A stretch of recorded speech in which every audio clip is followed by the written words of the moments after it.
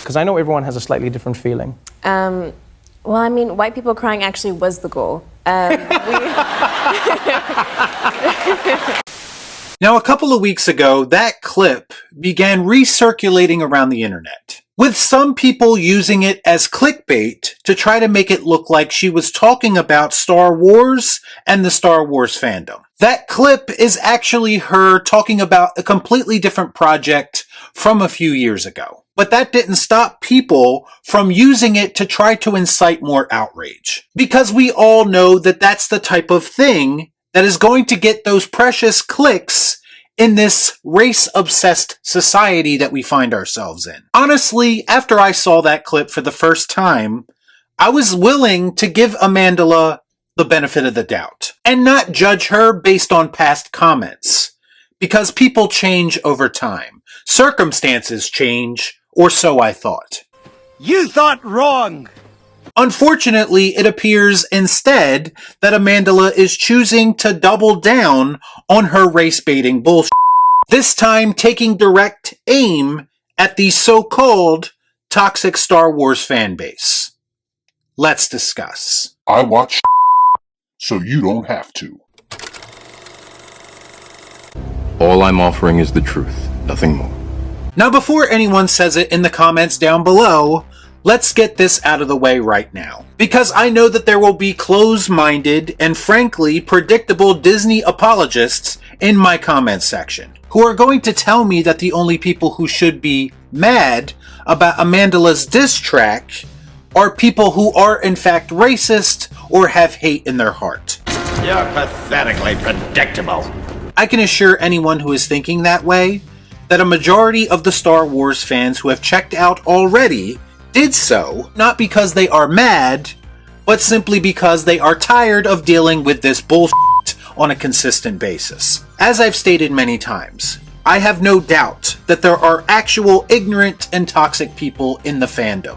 There are ignorant and toxic people in every fandom. But to constantly suggest that this fandom in particular is completely overrun by racists is not only completely ridiculous, but it is the very reason that Star Wars is not connecting with people in the way that it used to. The problem, ladies and gentlemen, starts and ends with people being so insecure, so close-minded, that they are quite literally incapable of hearing valid criticism. Or more specifically, they are incapable of hearing a different perspective from their own. S-O-F capital T. Soft. Huh? Do you know how many times I've been called racist, homophobic, misogynistic over my TV and movie opinions? Again, no basis for these accusations, it's just something that people say at this point. What's weird is that I never really encountered these labels in real life until I had a platform like this. Because for some reason, criticism is now viewed by certain people as a form of hate, or even a form of violence. Don't believe me? Just this week, the GOAT of YouTube movie reviewers, Jeremy Jahns, had people getting on his this week because he was reviewing The Acolyte in an unfavorable way according to their perspective. Don't like it, don't watch it is the routine response that most people like to regurgitate. For some reason, the concept of what a critic is, or what a critic is supposed to do, is lost on people. Most likely because they choose to live inside their social media bubbles, where everyone tells them exactly what they want to hear. Not up in here! Not up in here! Speaking of social media bubbles, there were actual X accounts this week suggesting that content creators are responsible for the actions and words of actual racist and toxic people on the internet. These people live in a world where they are constantly looking for someone to blame, and they refuse to hold individuals responsible. It's much easier to group everyone together and to label them as a way of dismissing their criticisms as the ramblings of a bigot. So needless to say, the Disney apologists have been out in full force trying to convince everyone and themselves that the fandom is the real problem with Star Wars right now and not the franchise itself. Conveniently, they overlook things like toxic positivity that plagues most fandoms, including Star Wars right now. Oh, there's a big surprise! And that brings me to Amandla Stenberg and her diss track, where she addresses the hate and discrimination that she supposedly experienced since she has been a part of the Acolyte. And she also goes on to tell everyone just how oppressed she actually is. And once again, this is all designed to place the blame firmly at the feet of the fandom as a whole. I'm noticing a pattern here. Now, my initial reaction to this was to not put too much stock into it. Similar to Rachel Zegler, I kind of wanted to just chalk this up to her being young and being programmed to think this way. The reality of the situation is, doing something like this helps absolutely no one in this situation. It doesn't help Star Wars because all it's going to do is further divide the fan base. It's not going to help Amandla because, let's face it, the song isn't very good to begin with. And on top of that, it's going to make her very existence in any future project she is a part of divisive. Congratulations, you played yourself. And more than anything, it doesn't help to call out actual racists who deserve to be called out because of the climate we are currently in and how these ideas are being presented to us. When you or the company you work for has already made generalizations about anyone who criticizes Star Wars, and you double down with something like this,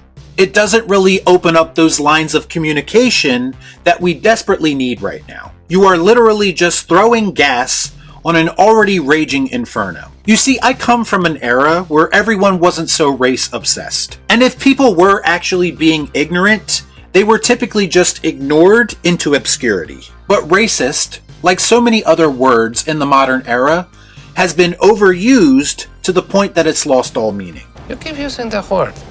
I don't think it means what you think it means. Growing up, racism was actually addressed in the media that I used to watch. And 9 times out of 10, in movies like Rush Hour or Lethal Weapon, or even 48 Hours, the message of the film was that if these characters who do not like each other spend enough time together, they will learn to see that they aren't as different as they once thought. And that things like race or racism doesn't really matter when you actually get to know the person. But in modern media, people address the topic of racism not to resolve it, not to find common ground, but to instead cause further divide. Hence bullshit like Amandla released today. The sad reality is, certain people thrive off of things like division and conflict. So much so that they go as far as to seek it out or to create problems where they do not exist. The funny part about all of this is that the same day that Amandla released this song,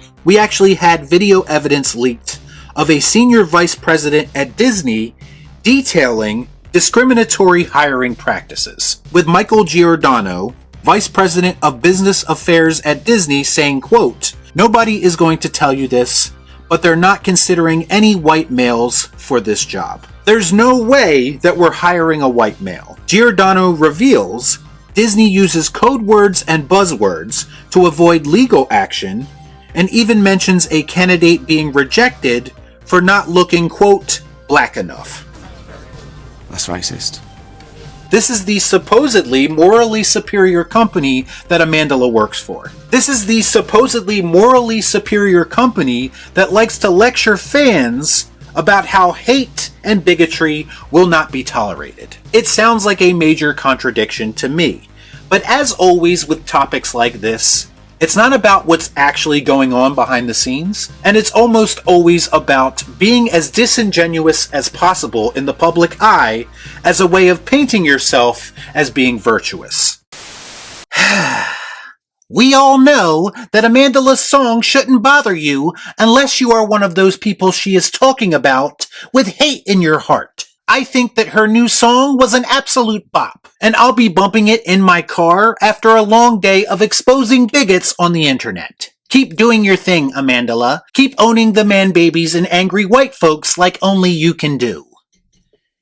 Yes, Queen! I think it's pretty clear at this point that Disney and all of its employees hate us. So I hate them too. All they produce is woke trash anyway, so I have no problem ignoring them from here on out. Except when I need to make a video about it because, let's face it, grifting ain't easy. As far as grifters like myself being responsible for all the hate in the fandom, I don't care if it's Amandla Stenberg, Steven Spielberg, or Steve Gutenberg. Everyone in Hollywood deserves all of the hate that they get because everything that they make absolutely sucks. Y'all be cool. Right on.